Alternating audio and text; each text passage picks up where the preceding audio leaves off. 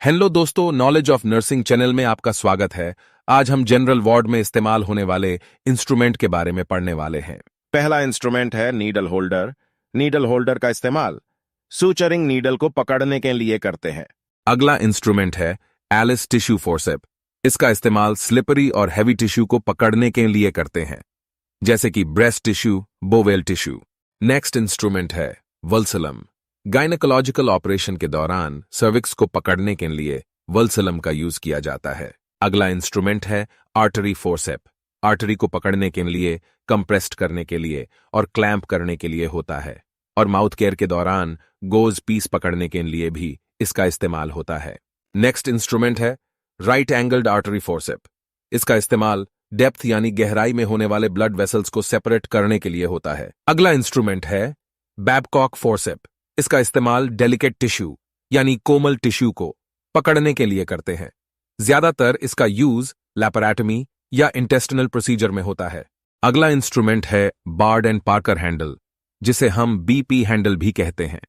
इसका इस्तेमाल surgical puncture करना हो, कट करना हो या फिर टिश्यू सेपरेट करने के लिए होता है। इस इमेज में देख सकते हैं आप बीपी हैंडल विथ ब्लेड। अगला इंस्ट्रूमेंट है कॉटरी और इलेक्ट्रोकॉटरी।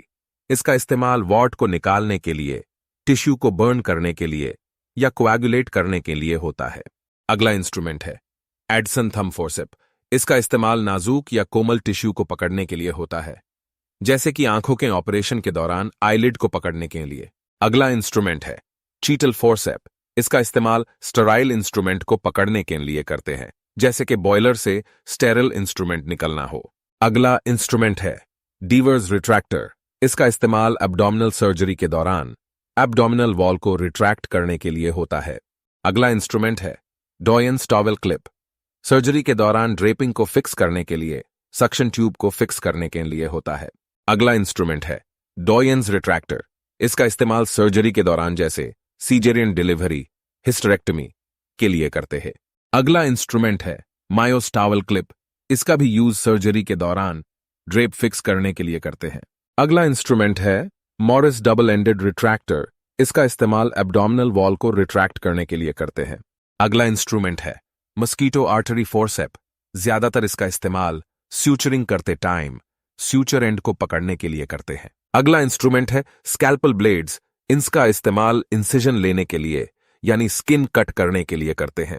अगला इंस्ट्रूमेंट है मायोस सिजर। इसका इस्तेमाल वूंड यानी घाव के आसपास के टिश्यू कट करने के लिए होता है। अगला इंस्ट्रूमेंट है मेडसिन बन सिजर। इसका इस्तेमाल हम डेलिकेट टिश्यू या कमजोर या कोमल टिश्यू को कट करने के लिए करते हैं। अगला इंस्ट्रूमेंट है कॉर्ड कटिंग सिजर। इसके इस्तेमाल डिलीवरी के दौरान कॉर्ड कट करने के लिए करते हैं। अगला इंस्ट्रूमेंट है सेल्फ रिटेनिंग रिट्रैक्टर। सर्जरी के दौरान हैंड्स फ्री ऑपरेशन के लिए इसका इस्तेमाल करते हैं। अगला इंस्ट्रूमेंट है स्पूटम मग। जिन पेशेंट को रेस्पिरेटरी डिजीज है, उन पेशेंट्स को स्पूटम कलेक्ट करने के लिए इसका यूज होता है। अगला इंस्ट्रूमेंट है स्पंज होल्डिंग फोर्सेप। कॉटन और स्टेराइल गॉज पीस को पकड़ने के लिए इसका यूज होता है। अगला इंस्ट्रूमेंट है प्रोक्टोस्कोप। एनस और रेक्टम के एग्जामिनेशन के लिए इसका यूज होता है। अगला इंस्ट्रूमेंट है रिफ्लेक्स हैमर। फिजिकल और न्यूरोलॉजिकल एग्जामिनेशन के दौरान डीप टेंडन रिफ्लेक्स चेक करने के लिए। अगला इंस्ट्रूमेंट है किडनी ट्रे। कोई भी प्रोसीजर के दौरान होने वाले वेस्ट को कलेक्ट करने के लिए इसका यूज करते हैं। अगला इंस्ट्रूमेंट है टंग डिप्रेसर। इसका यूज जबान को डिप्रेस्ड करने के लिए करते हैं, जिससे माउथ का विजुअलाइजेशन अच्छे से हो पाए। अगला इंस्ट्रूमेंट है नेसल स्पेक्युलम। नेसल कैविटी को चौड़ा करने के लिए, जिससे नेसल कैविटी अच्छे से दिख पाए। अगला इंस्ट्रूमेंट है टूथ डाइसेक्टिंग फोर्सेप। प्रोसीजर के दौरान टिश्यू पकड़ने के लिए इसका इस्तेमाल करते हैं। अगला इंस्ट्रूमेंट है नॉन टूथ डाइसेक्टिंग फोर्सेप। इसका इस्तेमाल आंखों की सर्जरी के दौरान आईलिड को पकड़ने के लिए करते हैं। अगला इंस्ट्रूमेंट है Hartmann alligator forceps. ENT operation के टाइम पर फॉरेन बॉडी रिमूव करने के लिए इस्तेमाल करते हैं। अगला इंस्ट्रूमेंट है Ambu bag, artificial manual breathing unit. अप्रभावी सांसों वाले पेशेंट्स को वेंटिलेट करने के लिए इसका इस्तेमाल होता है। अगला इंस्ट्रूमेंट है असेप्टो सीरिंजे। घाव या कैविटी को इरिगेशन करने के लिए इसका इस्तेमाल करते हैं। अगला इंस्ट्रूमेंट है बोन चिजल। हड्डी को काटने के लिए और शेप देने के लिए इसका यूज किया जाता है। अगला इंस्ट्रूमेंट है बोन कटिंग फोर्सेप। ऑपरेशन के दौरान इन्फेक्शन हुए हड्डी को कट करने के लिए इसका यूज होता है। अगला इंस्ट्रूमेंट है नेल्सन इनहेलर। स्टीम इनहेलेशन के लिए इसका इस्तेमाल किया जाता है। अगला इंस्ट्रूमेंट है लारिंगोस्कोप। एंडोट्रेकियल ट्यूब इंटुबेशन के दौरान लारिंग्स विजुअलाइज करने के लिए इसका यूज होता है। अगला इंस्ट्रूमेंट है ऑटोस्कोप। इनर ईयर स्ट्रक्चर को देखने के लिए इसका इस्तेमाल किया जाता है। अगला इंस्ट्रूमेंट है कैलिस हेमोस्टैट फोर्सेप।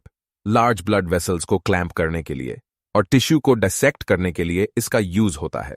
अगला इंस्ट्रूमेंट है पिनार्ड फेटोस्कोप। प्रेगनेंसी के दौरान फिटस के हार्ट बीट सुनने के लिए इसका यूज होता है। पूरा वीडियो देखने के लिए शुक्रिया।